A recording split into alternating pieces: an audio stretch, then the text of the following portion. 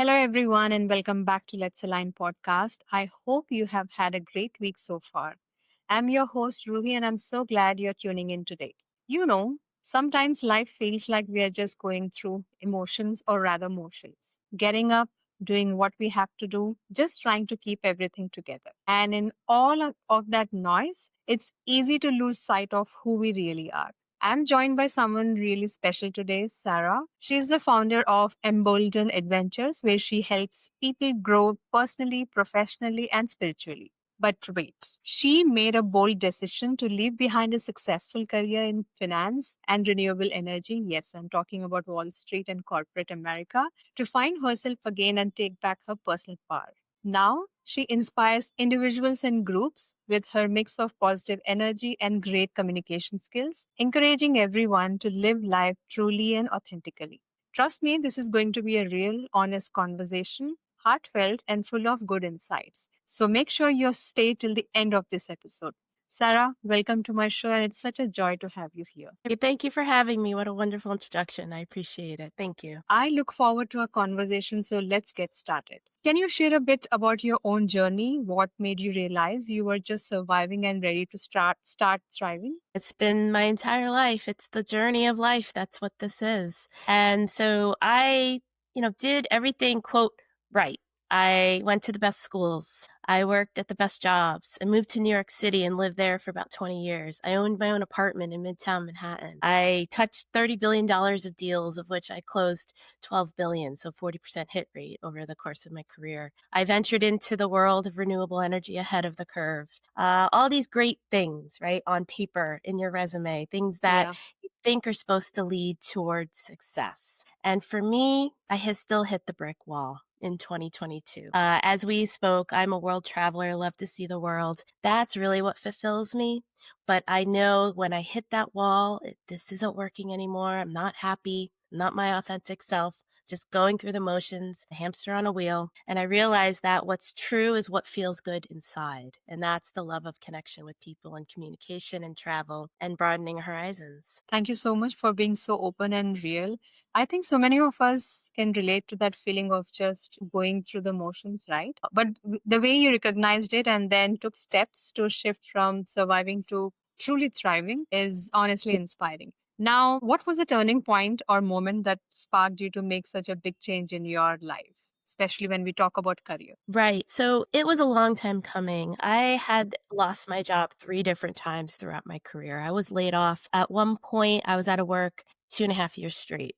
So I was my only breadwinner holding down the mortgage in my apartment in New York City and not having a job, always trying to interview, always getting rejected. That was the beginning, I think, of an awakening of, this isn't working. Something doesn't feel right. It's not my authentic self these days. But when I did have that last job in 2022, I just realized that I don't really like toxic work environments anymore. I don't like where things are disorganized and no one's communicating and there's just a lot of busy work and you can't really get things done. And as a result, people, I think, show up in ways that aren't ideal. And in my case, what happened was I was presenting to some senior leadership on a conference call about a proposal we were hoping to bring forth. And in the middle of that conversation, I was interrupted by the senior leader who basically said something that wasn't ideal. It was personal. It was regarding my job. My manager was on the line and it caught me off guard. Caught me in surprise because I was in mid-sentence of a presentation. Highly inappropriate. And I carried myself with grace. I took a moment, I paused, I processed, I finished the presentation. And then when I got off the phone, I realized that's it, I'm done. And I had a bit of an emotional reaction. And that's when I kind of declared to the universe in my kitchen that I'm going to quit.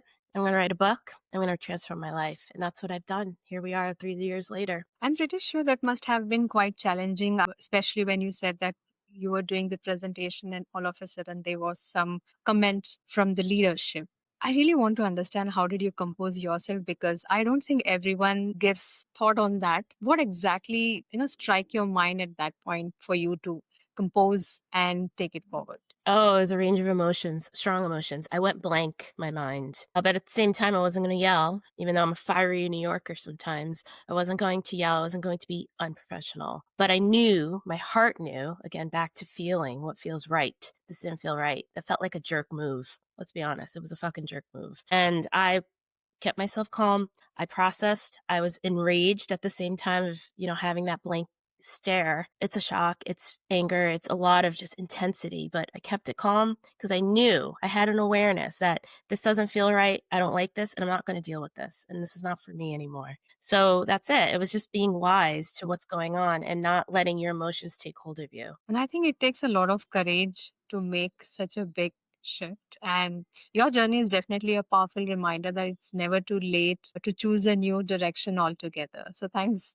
for sharing that. And now if I may ask you, do you believe it's possible to thrive without first experiencing some level of struggle or discomfort? If yes, why?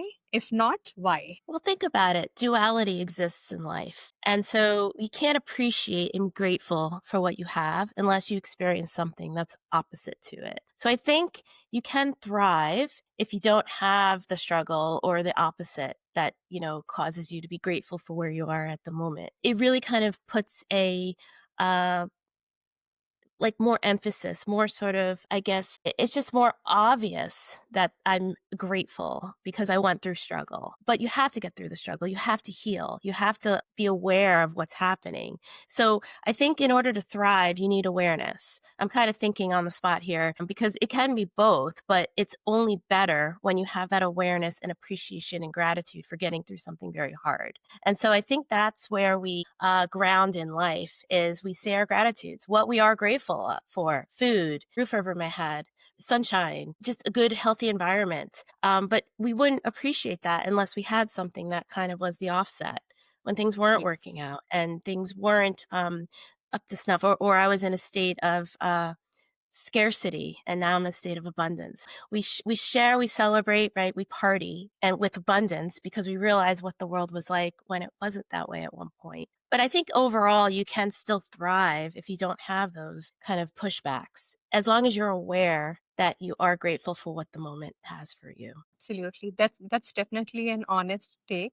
And I couldn't agree more. And quite often I believe these tough moments really shape us and make space for our growth. So I love how you highlighted the idea that struggle is in the end. It's actually part of the process. In what ways can failure or setbacks actually work as a catalyst for thriving rather than just surviving? In what ways can failure or setback help for thriving? Let's see. I think, again, it's the awareness. It's knowing who you are and having confidence in yourself and loving yourself at the end of the day. It's that connection from within. Because when you realize you're that sovereign person, that the external world isn't going to define you, push you around, tell you how you have to live your life, dictate the terms of your existence, right? When you realize you're free and sovereign and not enslaved to a system, the matrix, it doesn't matter what the frustrations and the struggles are. You know that you can get through it. You know that you can persevere. You know that you are the boss of your own life. And so it's that awareness, though, that you need to get there. If you're not aware and you're kind of sleeping, if you will, mindless to that, and you give your power away to the external forces, the pushes, the control factions, then you're not going to realize that, right? You're just going to Absolutely. comply. And I think we are so used to seeing failure as something negative. But like you said, it can actually be a push we need to grow and shift our direction. Right. And failure, I'm sorry if I can interrupt, but failure on whose terms, right? The Hmm. external world is saying, oh, you failed because you didn't hit my standard that Yeah. I set for you. So it depends on how you define failure. If you feel you failed yourself, you can rise above and persevere. But if you feel you failed someone else on their terms that don't match to what you think, Hmm. then too bad. That's too bad on you. I know what's right for me. Yeah, that's so true. Now, do you think there is a difference between living authentically and living selfishly? I know this is quite controversial. I don't like the word selfish because selfish is a good word in my opinion. Hmm. I think it's important to care for yourself, to focus on yourself, to be self aware, right? Hmm. To be self empowered. So if anyone's telling you selfish is a wrong word, it's a bad word, it's a negative word, how dare you be selfish? But why though? It's my life. It's my choice. This is what feels right for me, right? And so Yeah, I think it's about how do you frame where it's coming from? absolutely. Because if someone's mad that I'm being selfish, it's because I'm not doing what they want. And Yeah, you got to ask the that's question, why do you want it? Why do I that's have to do what totally you want? Yeah, that's totally a different perspective that you're saying that, they are upset because we didn't do certain things the way they want and they term it Mhm. as being selfish. And I say, "Too bad." That's definitely a thoughtful way to put it. And there is often this misconception that honoring your own truth means turning your back onto others. That's And I right, and think I'm we okay need being selfish. yeah, that's I think it's all about one's perspective, as you call that. If someone is getting upset because we couldn't do certain things based on their expectation, I think we really need to change that perspective. Now, if we can deep down on this topic, what advice would you give to someone who feels afraid to take that first step towards authentic living? Well, I wanna ask the question, why do you feel compelled to take the step in the first place? Mm-hmm. Why does someone feel they need to be authentic? What's that going through their head? I mean, I'm not telling them that, right? The world isn't telling them that. Something inside's telling them, I need to be Yeah. authentic.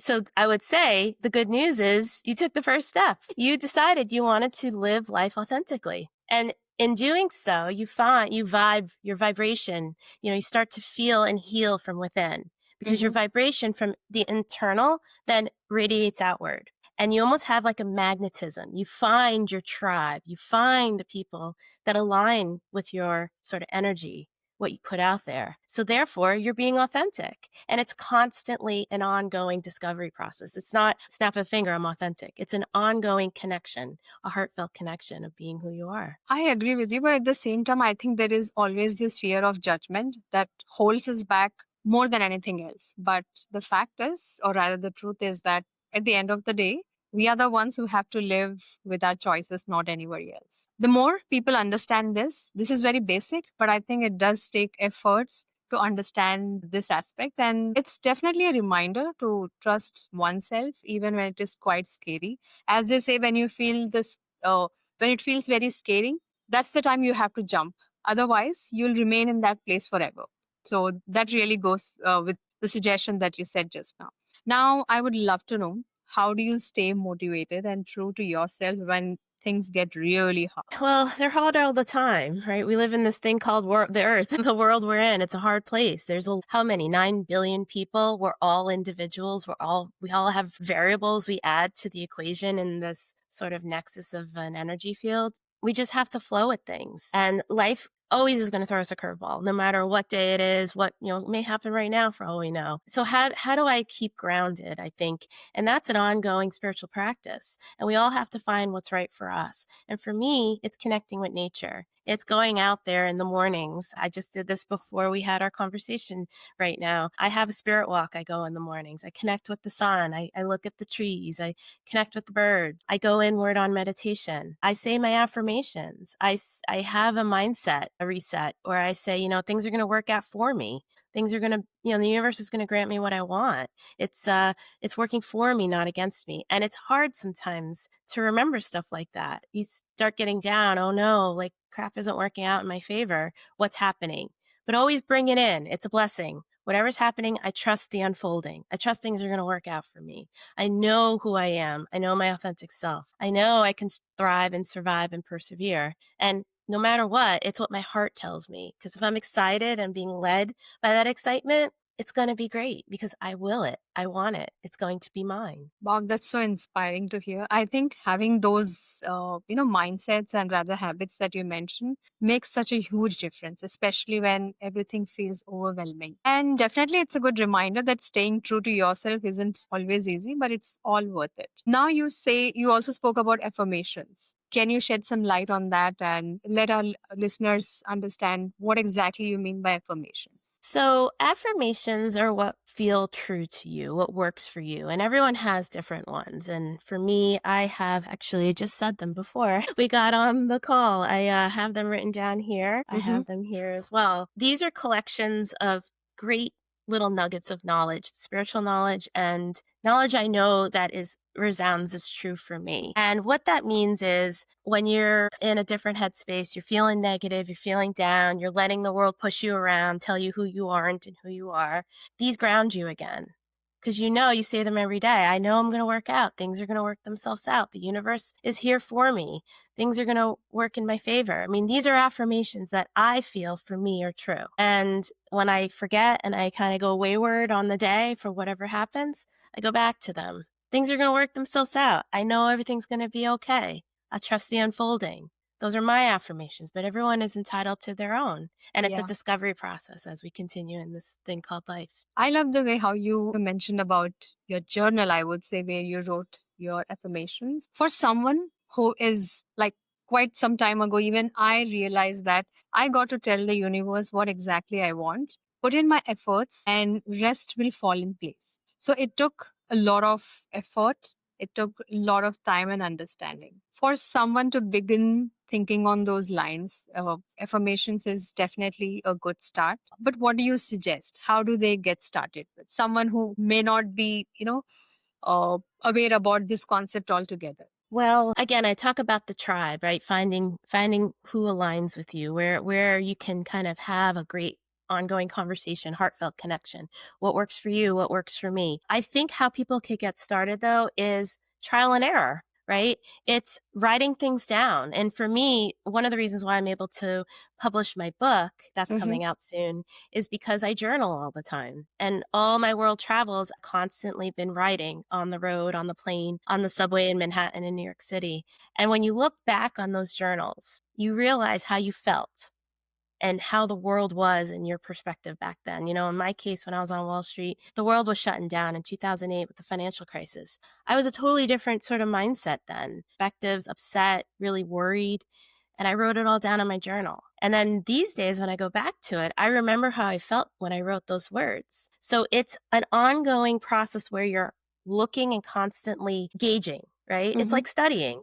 You're studying your life and you're like, well, I got through it. I persevered. I had a good mindset in certain aspects of when I was feeling like worried or whatnot. So you prove it to yourself over time. You say, I got through this. I could get through this again. It's a confidence that then comes as a result of constantly being aware of how you reacted and showed up in this thing called life. Absolutely. And I can totally relate to this because I'm also into the habit of journaling.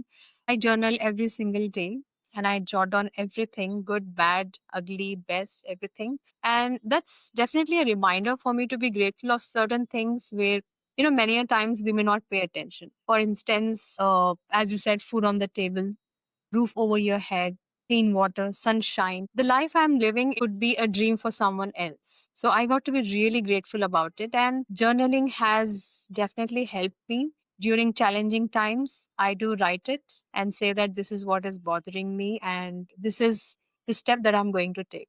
So in future, when I come across any similar challenge, it gives me that courage to know that, you got through something like this in the past and you'll get through it even this time. I agree with you. It's all about the mindset. It's all about believing that, having that conviction in yourself that yes, you can get through difficult times as long as you believe in yourself. And That's right.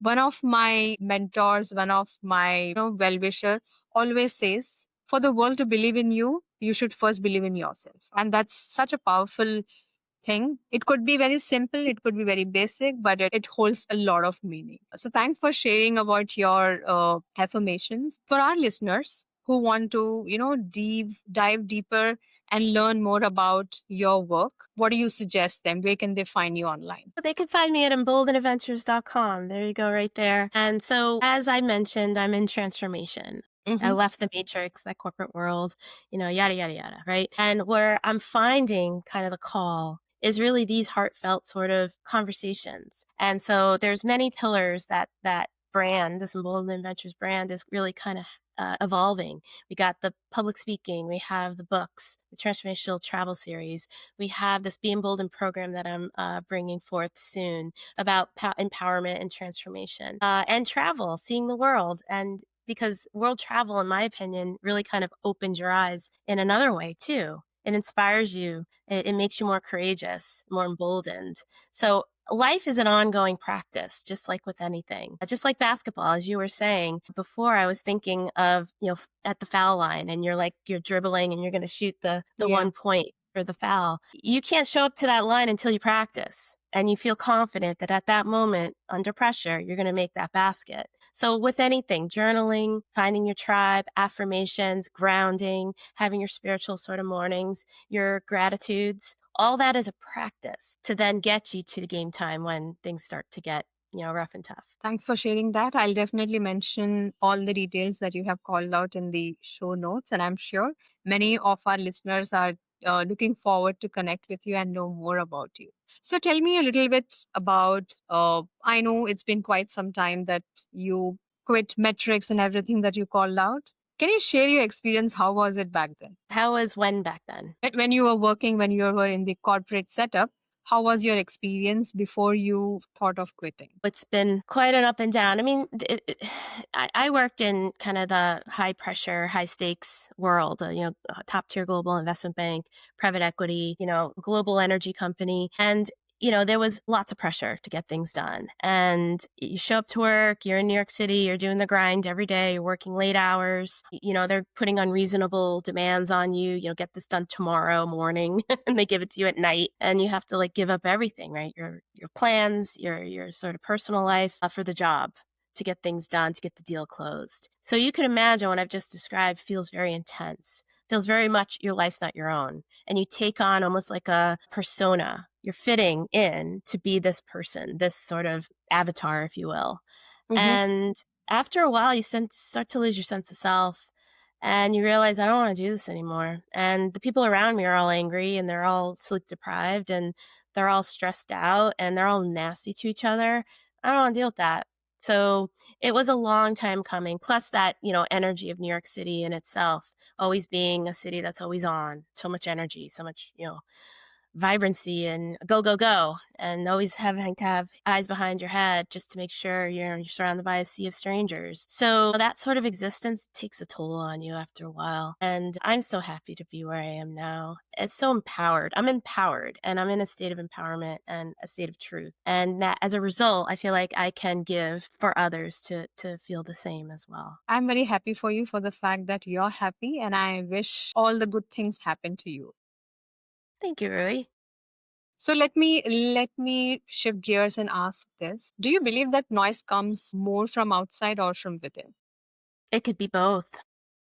It could be both, right? You could have a noisy mind that doesn't quiet down. Obviously, outside, what I described, the external environment can be very much hustle bustle noise. Noise, I guess it's how you define it. I think when I hear the word noise, I think of the word cacophony, right? Cacophony, I think is the right word when you're in a symphony and it's just kind of all over the place. It doesn't flow, Hmm. right?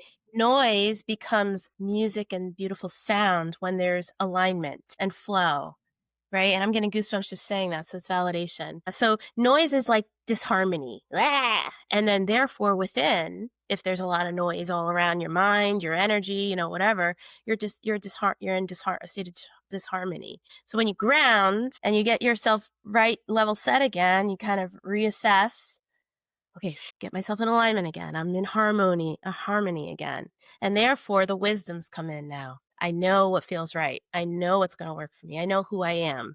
I'm being selfish, right? I like it being selfish. So I think it's about attuning and Hmm. tuning, like the radio dial, right? Because when Yeah. it's all like staticky, it's not attuned to a clear station. And I think that's what how to get away from noise is by vibing and finding what feels right for you. That's a explanation that you made it so easy. Now, social media often amplifies comparison, I would say.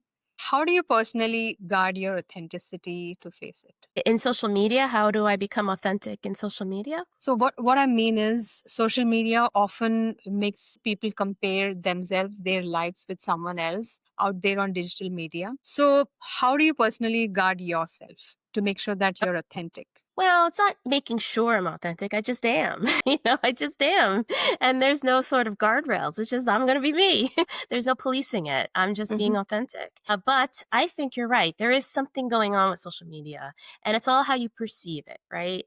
If people feel negative because they're seeing someone else's bragging about, look how great I am, look at me on social media. First of all, you got to realize that, and I heard this one time, so I'm going to use it, that social media is the movie reel, but the real life is what the cutting room floor is, right? Because you cut out Mm-hmm. those pieces that you don't want to show as part of the movie. So social media clearly isn't demonstrating that, this person had a really down day today, or this person, like, it's not as glorious as they're trying to make it seem, although they are happy. So we should be happy for them too, because they're sharing about, like, them being just in a joyous state. So I think it's what you make of it and how you interpret it. And I think that goes back to your awareness. How do you allow for it to trigger you? Or not. Say, "Hey, great, I'm happy for you. Awesome. I do know there's more that meets the eye than what you're posting, though." And that goes for myself too. Like, I want to post what feels right. Sometimes I'm posting about, like, outlandish things, and maybe two people like it, and they're like, "Sarah's off the deep end again." Okay. But it's fine. I own it. It's me. And we all know that we grow. So Mm-hmm. whatever we think at the moment will always change. It'll be an ongoing discovery process. So I own it. I own Absolutely. everything I do. Yeah, and I think it's all about what you consume from social media. And as you said, what you allow something to trigger you, maybe in positive or negative way. So it's up to us. What would you say to someone who feels lost or say disconnected from who they really are? Where do they get started? I know awareness Well, is the first thing, first step. yeah, awareness is the first step, but again, like, how do you know you're lost? How do you know you're lost? Who's gonna define that for you, right? How do you f but I guess the answer is, ho do you feel lost? And lost from what? Where are you? The answer is you're in the now. You're here. You're here. You're grounded. You're in where you are at the moment. So, I thought I heard someone say this on the internet: when you're in a forest and you're lost and you say, "What do I do?" You just look at the trees. You say, "I'm grounded. I'm here, and I'll let my guiding light kind of direct me." I'll tell you another story. When I was in Oman, Mm-hmm. the country of Oman, and we were in this place called Salalah, which is right by the ocean, beautiful area. And we were out on a tour with one of the tour guides, Ahmed. And we were in this, it was all sand, the desert. Once you get away from the ocean, it's just desert. And Ahmed was explaining how his grandfather used to be a nomadic, wanderer with the camels. And I was like, wow, so cool. And you look around and all you see is sand, 360-degree view. And he talked about sandstorms. And I asked, I said, Ahmed, how did your grandfather know where he was going? I mean, these days we got cell phones, we got maps, Yeah. how did he know? And he said to me, he goes, the minute you doubt yourself, you're lost. Wow. And yeah, wow. And he said that years ago, and it still sticks with me. And so, therefore, if you feel lost, then you're doubting yourself. You're not connected. You don't know who you are. You're not tapping into your sixth sense of awareness and your heartfelt kind of, radar. And so, once you realize you reconnect within, you're not Mm-hmm. lost anymore. You can allow for your senses to feel things through, and then trust that things are going to work themselves out for you. I definitely see that Akbar has really left a mark on you, on your thought. So it's so good to hear his point of view about his father or grandfather who was just going ahead with his intuition. So thanks for sharing that. In your opinion, what's the biggest myth about thriving that people really need to unlearn? The biggest myth about thriving that people Mm-hmm. have to unlearn, that it's all materialistic. I'm thriving because I have all these millions and billions and diamonds and gold, and look at me, look how great I am, right? I wasn't there that big wedding in India and they were going on and on about how big their emerald was. Is that really thriving? I think that's a myth. I really do. Mm-hmm. I think, showcasing your wealth and flaunting it is not thriving. I think it's a disconnect, in my opinion. I like your idea of, it's not about the wealth that really talks about whether you're thriving or not. It's about how you progress, how you improve yourself over a period of time. That's my understanding about it. Okay. Enough of According to your serious. standards, right? According to your Absolutely. standards. Yeah. So yeah, good that we had this serious conversation. Now time to shake things up a bit. I've got some fun and I have some offbeat questions coming your way that might reveal your superpower. So are you up for this and take up the questions? Yeah, let's do it. Yeah. Disclaimer, you got to be really quick and keep it real. So no thinking too hard, or even if your answer is quite weird, it's absolutely fine. Okay. What's the most surprising thing someone might not guess about you just by looking at your professional bio, I would say? Well, as I say on my website, I French kissed a wolf not once but twice Okay. in Colorado. What was the experience like? It was crazy. So wolves, what they do is they greet you and they assess who you are by licking. Mm-hmm. and we were at a wolf sanctuary, and I wasn't listening to the directions because I don't know what I was doing. And one of the wolves came up to me, actually two different ones, and I opened my mouth. I wasn't supposed to. Ah! And the wolf shoved his tongue down my throat. We clicked canines and we Mm-hmm. looked into each other's eyes. It was pretty extraordinary, actually. It's really amazing. Cool. If you had, sorry, go ahead. No, I was laughing. I agree. It's cool. Okay. If you had to give your past self one piece of advice, maybe in your tweet length message, what would that be? Oh man, my past self, I would just say keep persevering, keep being yourself. And I knew back then even there was like an inner voice that knew I'm unstoppable. It's going to be great. So I'll just keep saying I'm confirming that inner voice. Keep going. That's brilliant. What's one thing you absolutely refuse to do, no matter how authentic it may seem to others? What I refuse to do, Mm-hmm. I refuse to be less than myself. I refuse to give my power away. Wow, that's so relatable. And sometimes being authentic means knowing what's just not your vibe. I know you spoke about this stuff, I think, for the very first question. What's one weirdest thing that you have ever done that made people really raise their eyebrows besides the kiss that you mentioned? Well, raise their eyebrows. Okay, who cares? You think it's weird. On one of the podcasts I was on recently, I started talking about how I believe in aliens. You did? Yeah. So you do believe in aliens? Yeah, I do. I've seen them in meditation. Huh? I've seen them in psychedelics. Yeah, I see them in my third eye. I know that they've come, we had the drones here. Remember they were Mm-hmm. talking about all those drones in the New Jersey, New York, Connecticut area. They were over my house. Yeah, I can connect with these higher sort of realms. And that's sort of what my book talks about. My books coming up, this transformational series talk about the connection to higher realms, higher intelligences, and being open and honest about like, yeah, okay, cool. I believe in aliens. You know what? I was about to stop asking these witty questions, but now when you spoke about aliens, I'm quite interested. Tell me more. Tell you more. Okay, Yeah. so, well, the first time I was 8 years old, I was Mm-hmm. sleeping and I had this very vivid dream. I woke up in a cold sweat and I saw an alien and I saw a UFO in my dream over my house, and that scared me. And then another time, I was doing a past life regression session. I don't know if you're familiar with what Mm-hmm. past life regression is. Okay. So I've done it many times, but I was doing one session with my teacher, and I couldn't advance into the past life, uh, I guess, vision, if you will, or the memory. Very vivid for me when I go into those meditative states. But prior to kind of moving forward into that vision, I had an energetic block. And Mm-hmm. that's when this Arcturian, sort of real tall alien showed up in my visions. I was like in outer space. I was looking at the earth from far away. I was looking at the sun far away. I didn't want to go back to earth, I said. And I was just really disappointed because this is right when I was like switching away and getting real frustrated. And I started losing my job a lot more in Wall Street. I was just getting real disappointed with like that matrix world. So I didn't want to go back. I said, no, no, no. I like being in space. And this really tall being, collar, kind of transparent skin, long fingers, like big head like this, very thin lips, thin eyes, kind of like a purplish, iridescent sort of robe.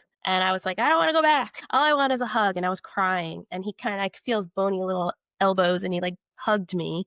And I went into the vision of my first past life regression vision I ever had. So, and then ever since, here and there, I know it's more becoming front and center in terms of like what's on the news and what government is saying, and all that. But ultimately, again, it goes back to what's real for you.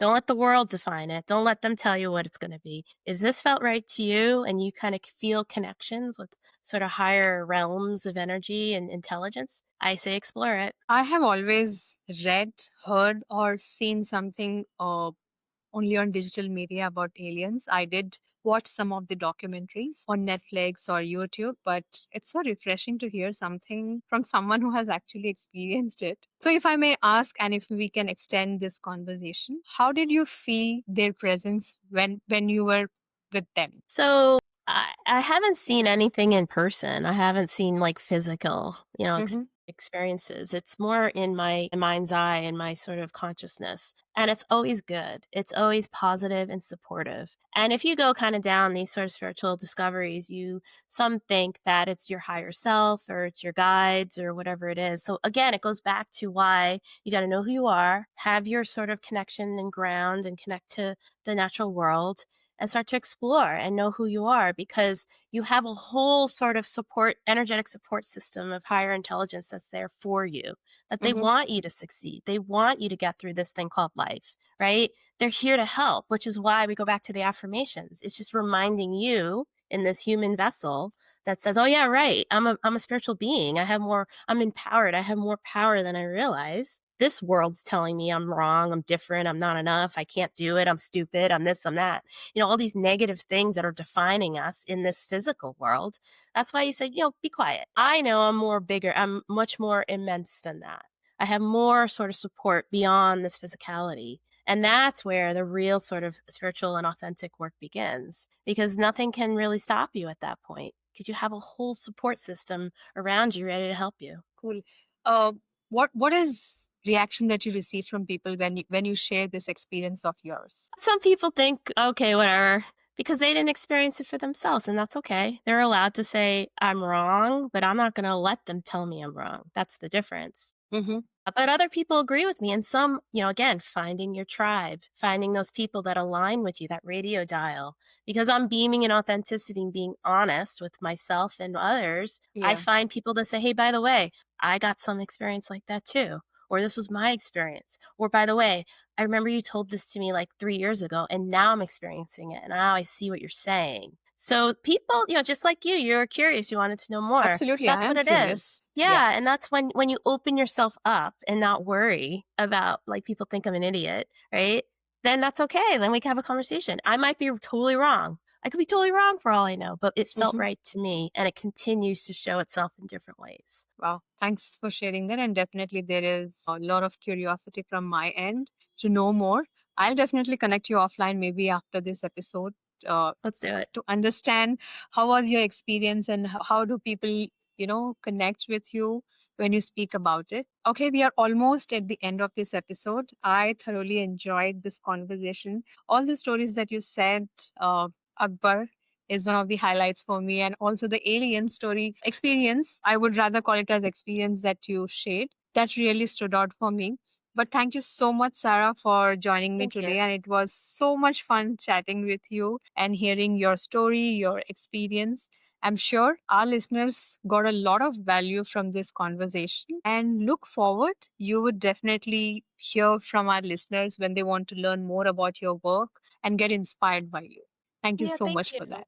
My pleasure. Thanks for having me, and be sure to reach out, and would love to connect offline. And when my book comes out, there's so much more that I go into about this. So if you're I'm looking curious, forward. I'm yeah, it's quite interesting. I bring together the world of my engineering days of like advanced calculus with psychedelics and Mhm. wisdom keepers in the rainforest of the Amazon. So aliens are just the tip of the iceberg. I got to see a lot more with the wisdom keeper work, and that's what my book talks about. I'll definitely want to read it. Do let me know once it's out. And thank you to all our listeners for tuning in. I really appreciate your support. And if you enjoyed today's episode, please make sure you like, share, and leave your thoughts in the comments. And feel free to drop me a message at let's align podcast at gmail.com. If there is a topic that you would like me to cover in the upcoming episodes, I would love to hear your ideas. See you all in the next episode. Until next time, keep showing up as the real you. Goodbye. Bye, Sarah.